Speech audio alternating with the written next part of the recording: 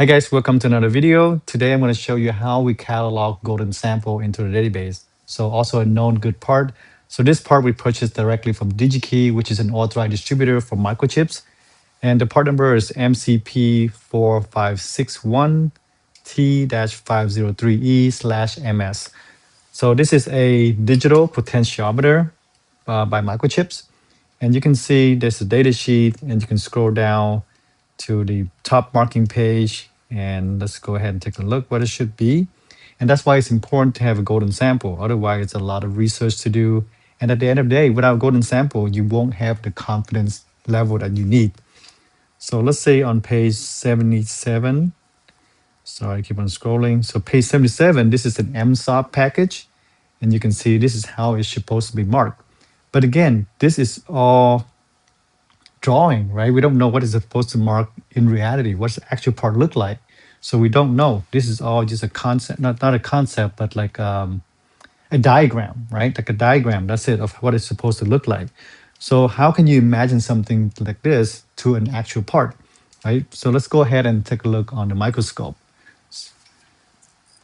So here is the part. I'm going to grab it with a tweezer and I'm going to put it on here. Now keep in mind that the reason why I don't need to wear SMOC or ESD because these are sample that we're going to destroy down to a die level for die verification, right? For cataloging the die. So I'm going to place the part on the plate here, center the image, and typically for golden sample I do about for this size I want to do about 40x magnification. So like as you can see, this is what they say the top marking supposed to have.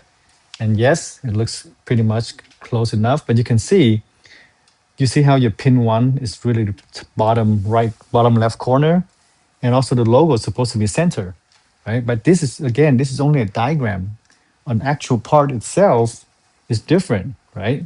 And it could vary from assembly site to assembly site, depending on how many assembly site that microchip has.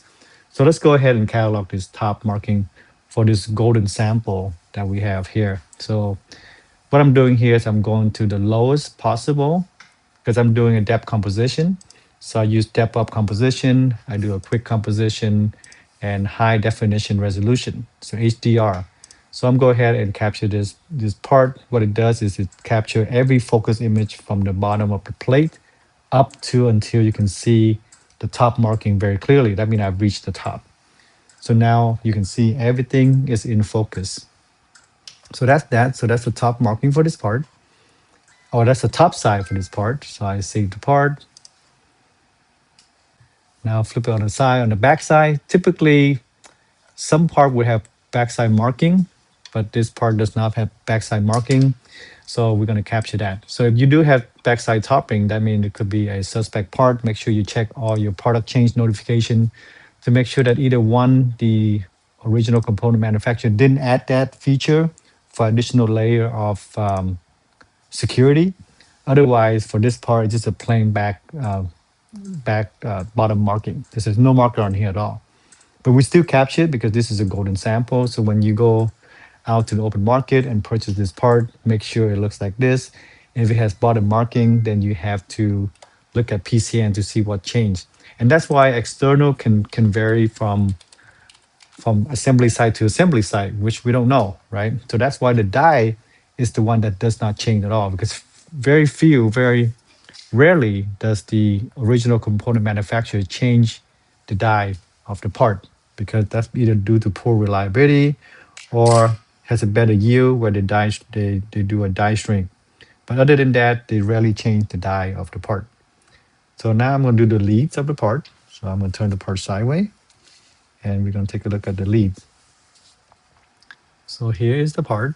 I'm going to go up.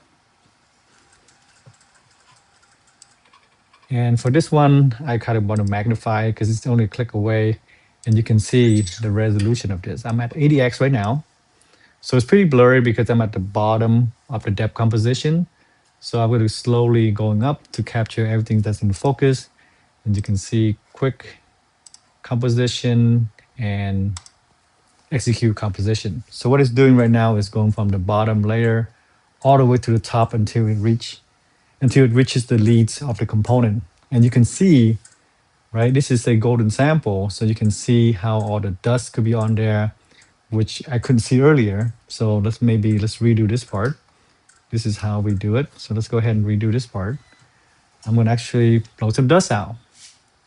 So there you go. So it's much better.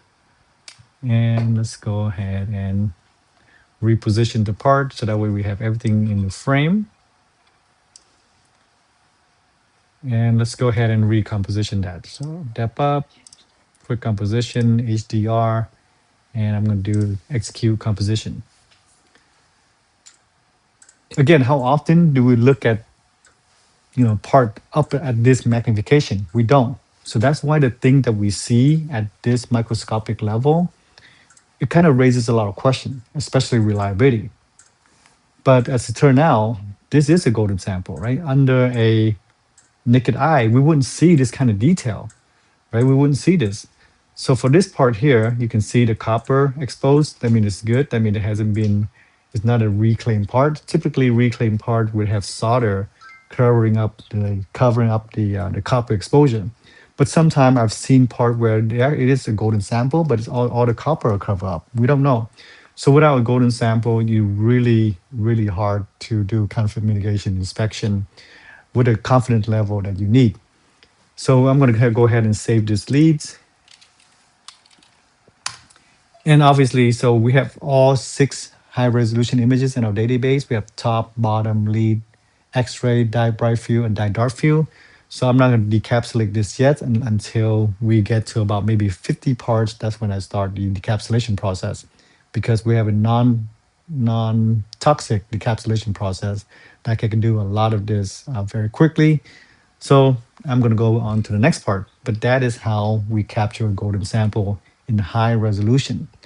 So with this, you can see, right, all this detail on here on a golden sample. So let alone if you buy this from the open market, this can be it raises a lot of question, right?